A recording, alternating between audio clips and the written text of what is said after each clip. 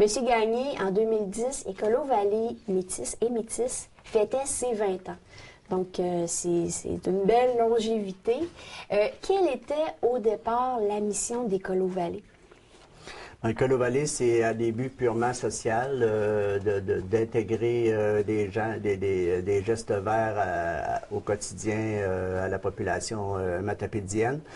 Puis, c'est ça, c'est la protection de notre environnement, ce qui nous entoure, puis aussi regarder à long terme pour les générations qui s'en viennent aussi après nous pour la sensibilisation.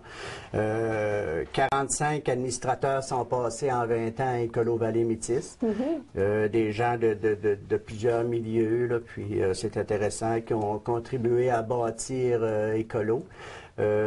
Écolo a toujours fait des campagnes de sensibilisation auprès de la population pour sensibiliser. Écolo a participé aussi à la fondation des écocides de la Matapédia au cours des années. Puis, elle a aussi participé à l'entrée des bacs bleus dans notre quotidien qui ont fait qu'aujourd'hui, les gens récupèrent de plus en plus. C'est rendu un geste anodin là, de mettre une bouteille en plastique dans le bac bleu. Puis, on a le centre de traitement aussi de la Matapédia puis de la Métis à Montjoly, le CFR, qui redistribue, qui trouve des marchés pour toutes ces matières-là. Écolo Vallée a fait une grande part avec les années là, pour que ce soit une réussite dans ce sens-là. Et là, bon, je comprends, un des objectifs d'Écolo Vallée était de sensibiliser la population, parce que c'est toujours de mise.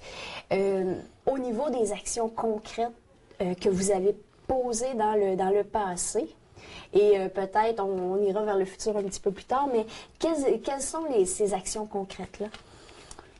Aujourd'hui, qu'est-ce qu'on fait aujourd'hui? Oui, oui, on peut y aller aujourd'hui là, au niveau des vermicomposteurs. C'est ça, comme on dit tantôt dans le passé, il y a eu beaucoup de campagnes de sensibilisation vers la population. Aujourd'hui, en 2011, Écolo Vallée a décidé de prêcher par l'exemple. On est en train de développer des vermicomposteurs résidentiels, puis par la suite aussi des vermicomposteurs municipaux. Mais pour l'instant, on est en vermicomposteurs résidentiels. On les fabrique, puis on les met en fonction, puis on les distribue gratuitement dans la population dans le but de réduire à la source les matières putrescibles. Ce qui coûte très, très cher là, pour aller enfouir ces matières-là, ces années ici.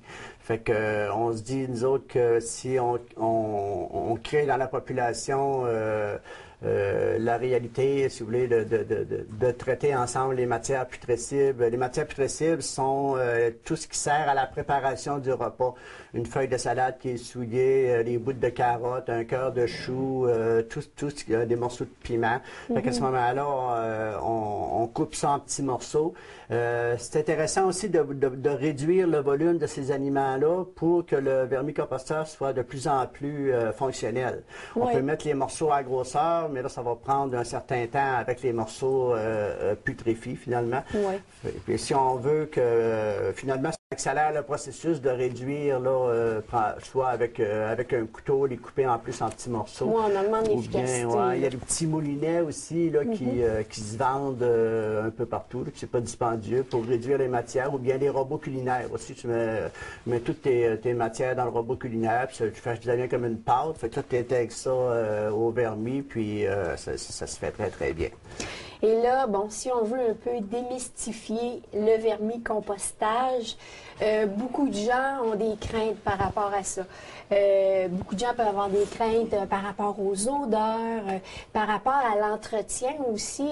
Est-ce que c'est beaucoup demandant? C'est pas beaucoup demandant pour l'entretien. Ça demande par contre de l'information, mais ça, on donne un mode d'emploi avec le vermicomposteur. On peut parler un peu, pour vous présenter un petit peu le vermis.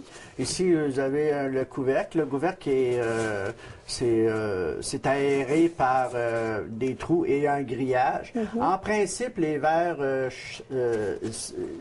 ils ne chercheront jamais à sortir d'un vermicomposteur parce que c'est là qu'est leur vie, puis c'est là qu'est leur bouffe, puis c'est un mini monde, si vous voulez, là. Puis ici, dans le premier compartiment, on a encore des trous qui permettent que l'humidité s'en aille de la terre. Puis c'est là qu'on aménage la terre ou bien la litière. La litière peut être composée de papier journal, de carton déchiqueté, de feuilles mortes, de paille aussi déchiquetée. Là, on a quelques centimètres de litière dans lesquels on installe les verres. Après ça, on peut... un coup c'est en fonction, on peut intégrer nos matières dedans. Il s'agit à ce moment-là de faire un petit canal là, dans notre litière, puis on installe nos restes, là, puis après ça on l'enterre. Puis, si c'est enterré, il n'y a aucune odeur qui sort de là. Ici, je suis dans un milieu clos ici à Écolo, notre local. Oui. J'ai une quinzaine de vermicomposteurs en fonction. Puis, non, puis ça paraît il n'y a aucune odeur. Il n'y a vraiment aucune odeur. Ça peut être aménagé dans un sous-sol. Ça requiert une basse température. Tant que ça ne gèle pas, là, ça opère. Là. On ne peut pas mettre ça à l'extérieur en saison froide parce que ça ne marcherait pas. Mais ça peut être aménagé dans un petit coin du sol ou bien ceux qui n'ont pas tout sol en appartement, ça peut être dans le fond d'un placard, étant donné qu'il n'y a aucun bruit qui sort de là, puis il n'y a aucune odeur aussi. Ça fait que ça peut vraiment être dans tous les coins. Ici, dans le vermicomposteur, on a une section du bas qui va recueillir l'eau, puis qui va s'écouler des matières qu'on met dedans.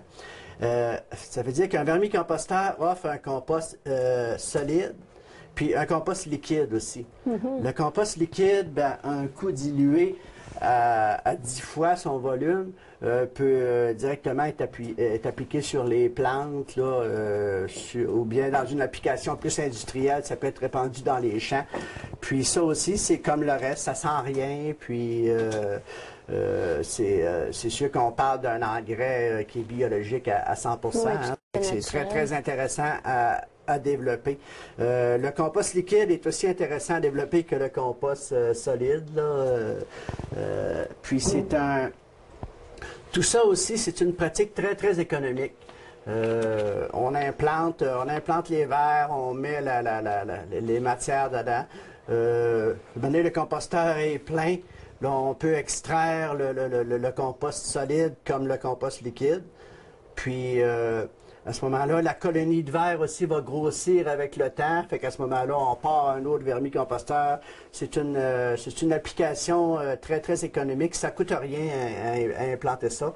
En rapport à tout ce qui peut être bénéfique pour l'environnement, c'est sûr que le traitement à la source, si tous les matapédiens, puis une bonne partie des matapédiens, puis une bonne partie des méticiens aussi, font la pratique du vermicompostage, maintenant, on n'a plus de transport pour éliminer nos matières putrescibles. Fait que là, on diminue aussi les gaz à effet de serre le ministère des Transports déclarait dernièrement que 43% des gaz à effet de serre sont reliés au transport des marchandises. Ça fait que c'est une bonne... moi, je trouve ça complètement alarmant, là, une annonce comme ça. Ça fait que le vermicompostage, c'est la réduction à la source, on réduit le transport aussi, ça fait que c'est du gros positif de A à Z. Puis, plus on implante, finalement, plus ça devient économique. Puis, j'ai pas vu grande application dans ce sens-là depuis bien des années. Là. Plus qu'on va implanter des vermicomposteurs, moins que ça va coûter cher. D'habitude, c'est le contraire. Parce que là... on parle de réduction à la source, on parle de pratiquement entre 40 et 50 de notre bac à vidange. Si on fait du compostage, et ça inclut le vermicompostage, c'est presque la moitié du bac à vidange là, qui est réduit tout de suite, ouais. C'est 40 là, facile. Là. Puis, nous autres, on a évalué. On est une banque de données aussi. Écolo Vallée Métis est une banque de données. Quand les gens ont besoin de faire des statistiques, par exemple la MRC, puis ça, nous autres, depuis 20 ans qu'on recueille des données là, avec nos campagnes porte-à-porte. Là, on est une banque de données. C'est très, très, très intéressant, cette dimension-là d'Écolo Vallée. Mais au niveau des vermicomposteurs, il y a aussi il y a quelque chose qui est très intéressant, c'est que vous récupérez des matériaux qui sont utilisés juste une fois. Donc, ça lui donne une deuxième vie.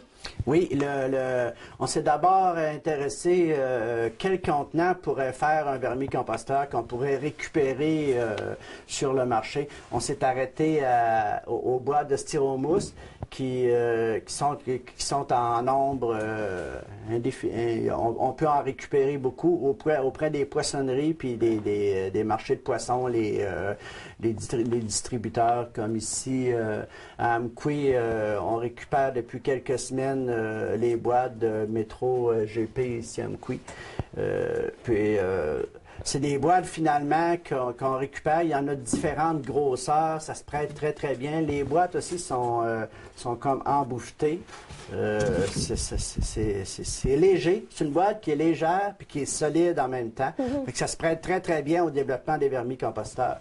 Puis, c'est ça, c'est des boîtes aussi qui sont à usage unique. Puis,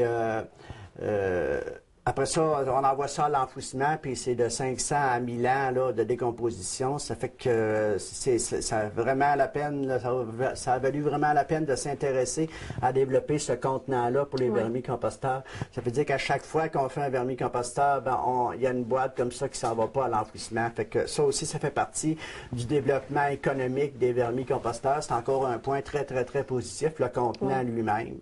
Puis après ça, tout ce qui entoure ça. Ça fait que c'est ça qu'on fait aujourd'hui, c'est qu'on produit des vermicomposteurs, on les met en fonction, puis on les distribue dans la population.